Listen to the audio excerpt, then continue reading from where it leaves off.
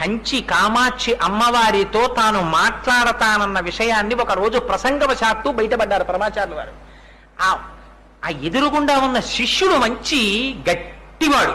వాడు పట్టుకున్నాడు, ఎవరు అమ్మా నిజం చెప్పండి, మీరు ఎవరితో మాట్లాడారని. కామాక్షి అమ్మవారితో మీరు మాట్లాడారు, నిజమా కాదా? ఒకడు దేహం విడిచిపెట్టిపోయాడు, ఒకడు దేహం మీద మమకారం విడిచిపెట్టిపోతాడన్నావు. అన్నది అమ్మవారు అంటున్నారు. ఆ అన్నది కామాక్షి అమ్మవారు, అవునా కాదా అంటే ఆనాడు మాత్రం నవ్వుతూ అంగీకరించారు అవును అని. అంతటి స్థితప్రజ్ఞులు, అంతటి మహాపురుషులు.